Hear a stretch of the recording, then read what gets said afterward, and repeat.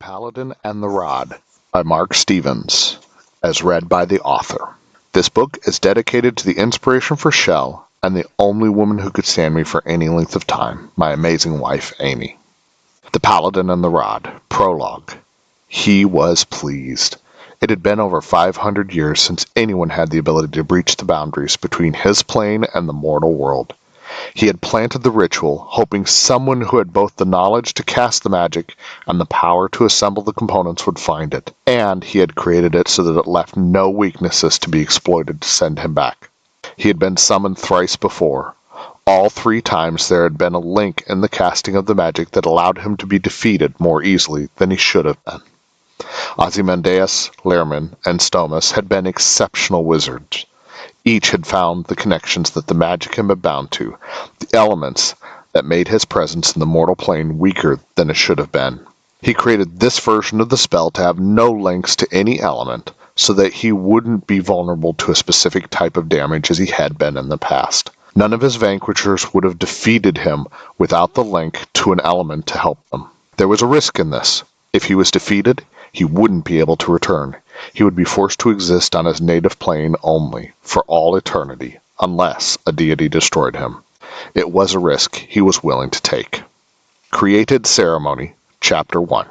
He stood in front of the room at the base of the dais. The young man was just shy of 4 arms high, with uncontrollable black hair, brown eyes, and average build. He was trying his best to stand still and tall, but his fidgeting fingers were giving away his nervousness.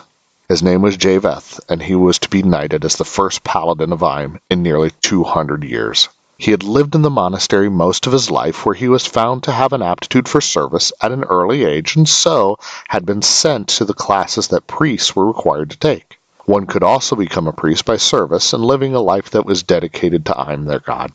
When Jay's studies progressed, the high priest noticed some unusual ways of thinking in him and added a few types of training. These prepared him to become a paladin instead of a cleric. The main hall was full. It could normally hold 60 worshippers when arranged as a worship hall, but tonight it was set up with 2 rows of tables and the seats facing the main altar and dais. The local Lord Strongmole was there with the high priestess of the largest temple in town of Burleyburg, Genevieve of Artemis. Jay's family and friends were all in the hall as well. His father and mother were 2 teachers in the monastery. They helped train priests in ancient languages, holy text, and empathy. Jay had learned much growing up with them, and had taken all their classes as well. His 2 best friends were also there, Shell and C. C was just a hand width shorter than Jay, with dark, dusty blonde hair, green eyes, and a slightly stocky build. In spite of his frame, he was very agile and quiet, able to evade most detection if he chose.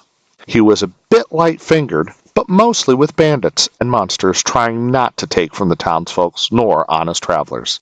He lived above the Burleyburg General Store, specializing in acquisitions. They were good friends, nearly the same age, spending time hunting around the town together.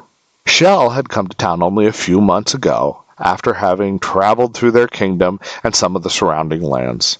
She was just over 3 arms and a full hand high, with curly brown hair, hazel eyes that sparkled when she was excited or happy, and an average frame.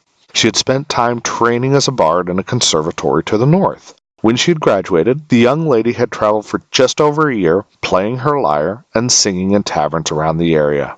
She had a soothing, simple voice with the ability to guide magic through her song. She and Jay had become close, but she had recently broken a long-term romantic relationship, so they hadn't dated. She was very practical. Jay stood, listening while Rich, the high priest of Ime in their town, spoke of the responsibilities and duties a paladin would face. He gave a short sermon about responsibility, and then had the other elders join the 2 of them and place their hands on Jay while the young man knelt before the altar of Ime. They prayed for him, and then Rich knighted Jay the way a king or queen would. When the short prayer was finished, Rich stood Jay up and gave him the new sword he had been knighted with, a suit of simple chain armor with a hood, and a copy of their holy book. Rich then sent Jay to the kitchen before he and the elders sat down. Jay began serving everyone, 2 plates at a time. He went around the room, and once everyone else had their food, he took a plate for himself and sat at the end of the tables. He was given a seat where everyone could congratulate them after they were finished eating. It took him a full 2 globes to finish his dinner, as he had to stop eating much of the time to speak with all those who wanted to congratulate him. Those who lived in the monastery didn't take Jay's time, as they would see him tomorrow, but everyone else did, with C and Shell waiting until last so they could stay with him. He was exhausted by the time they sat down on either side of him. "It's a very shiny sword," C smiled at him. "What?" Shell asked. "We have been visiting the town blacksmith to learn about weapons and armor. He told us to beware of shiny swords. They're usually not good weapons," Jay explained. "If you have to explain the joke, it kills the funny," C chimed in. "Congratulations," Shell said, placing her hand on Jay's forearm. "The first Paladin of Im in our empire in nearly 200 years. How do you feel?" "Glad the ceremony is over. Wondering what I'll do now, or what my duties will be. I don't want to be a failure after 200 years of waiting." "You will be fine. You wouldn't have been chosen if you couldn't do it. Do you have any job prospects?" "I applied to the Queen's Guard, but it can take a while to hear back. I thought I might be a town guard if that didn't plan out. I really would like to be able to help people." Shell continued to explore possibilities with him. She was excellent at planning and enjoyed helping others achieve their goals. Jay was happy to have her help, but sometimes she overwhelmed him with choices. It was nearly 2 marks before she figured out that he had stopped interacting and was sitting still. "Sorry," she said with a shy smile. "Say something?" "Just thinking about everything you said. It may take me a while to catch up," Jay replied. He had been watching both of them, enjoying the show. "Why don't you both rest on this and then talk later?" "Well, or not," C replied as they both turned and looked at him. "He has a point." Shell began to stand. Jay hopped up before she was fully stood and held out his hand to help her up. She took the proffered hand and smiled kindly at the Paladin. C shook his head. "Good night and congratulations again," she said, leaning in, kissing his cheek, and then she headed to her room upstairs. C left for his room. Jay found it tough to sleep as he was thinking about her kiss. Shell was kept awake too, because she was planning his future.